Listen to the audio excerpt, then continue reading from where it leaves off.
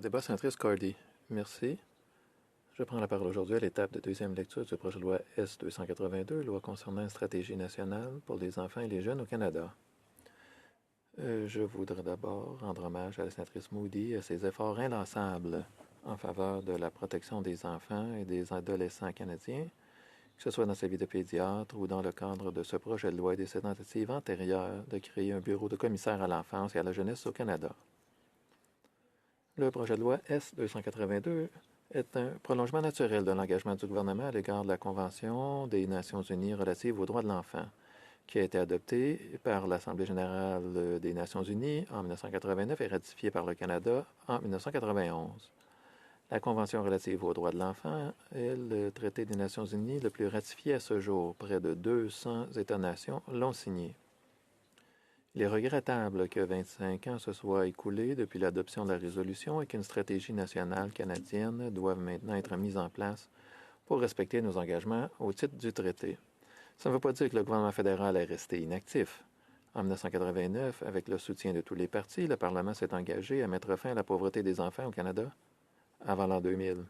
Malheureusement, il a dû renouveler cet engagement en 2009, puis en 2015. Au début de l'année, nous avons amendé et adopté ici le projet de loi C-35, loi concernant l'apprentissage de la garde des jeunes enfants au Canada, qui énonce l'engagement du gouvernement du Canada à maintenir un financement à long terme pour l'apprentissage et la garde des jeunes enfants et qui crée le Conseil consultatif national sur l'apprentissage et la garde des jeunes enfants. Plus récemment, le gouvernement fédéral s'est engagé à verser 1 milliard de dollars pour soutenir les programmes de repas scolaires dans tout le pays, afin de fournir des repas aux élèves vulnérables et de les aider à satisfaire leurs besoins nutritionnels.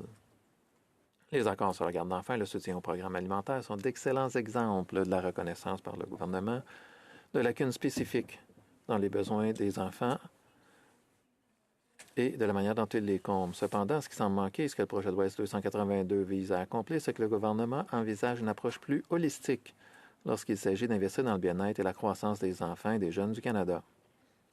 Le projet de loi S-282 propose d'établir une stratégie nationale qui faciliterait la collaboration entre les différentes administrations afin de répondre aux besoins des enfants et des jeunes Canadiens et de garantir leur droit à un niveau de vie adéquat pour leur développement physique, mental, spirituel et social.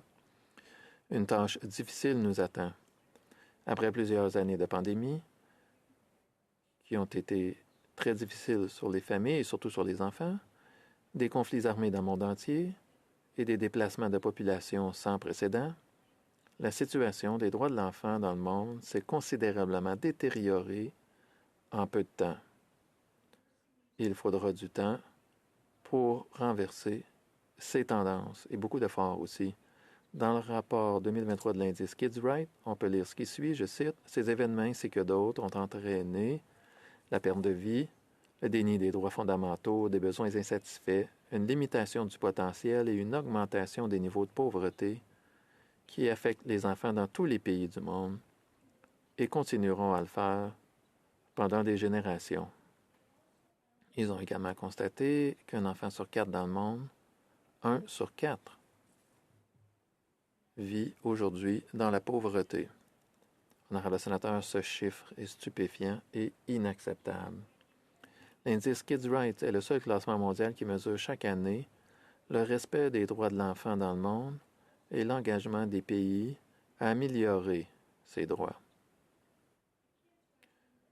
L'indice Kids Right est une initiative de la Fondation Kids Right qui travaille en collaboration avec l'Université Erasmus de Rotterdam, l'École Erasmus d'économie et l'Institut international d'études sociales, et comprend un classement de tous les États membres des Nations unies qui ont ratifié la Convention des Nations unies relative aux droits de l'enfant et pour lequel des données suffisantes sont disponibles.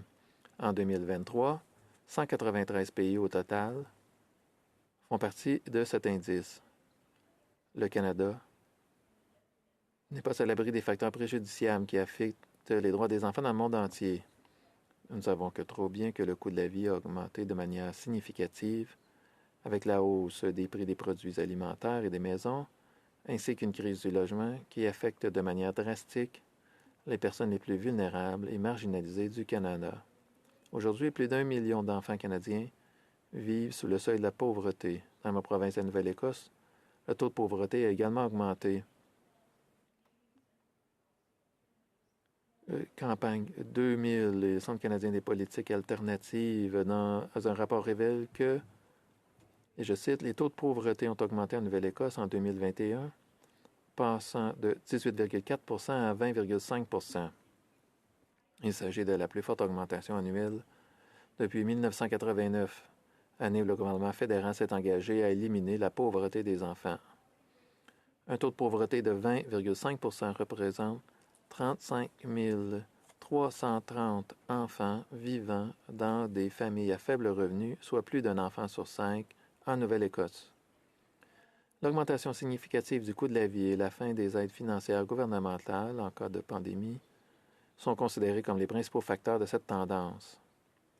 L'article 2AI du projet de loi stipule clairement qu'une stratégie nationale pour les enfants et les jeunes au Canada doit inclure l'élimination de la pauvreté des enfants.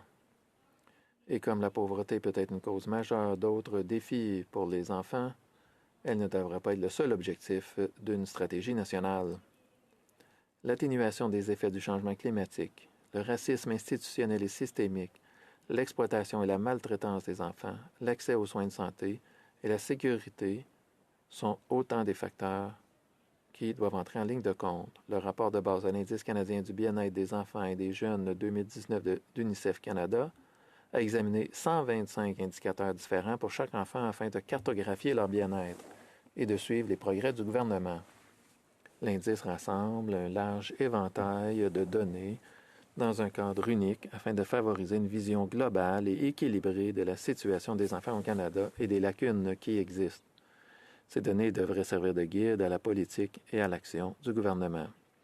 Honorable sénateur, les Canadiens ont connu plusieurs années tumultueuses, marquées par la pandémie, les conflits mondiaux et des déplacements de population sans précédent à l'échelle planétaire. Le projet de loi S-282 et son appel à une stratégie nationale pour les enfants et les jeunes imposent une vigilance et une évaluation constante par le biais de rapports au Parlement à intervalles réguliers. Une stratégie nationale efficace devra se fonder sur des politiques dérivées de données et de preuves scientifiques solides et complètes, sur le respect et la collaboration avec les différents du gouvernement qui composent le Canada, y compris les instances dirigeantes autochtones et les organisations qui servent et représentent les enfants et les jeunes des Premières Nations, des Inuits et des Métis. Les objectifs et les étapes doivent être évalués régulièrement et les politiques doivent pouvoir être révisées si nécessaire.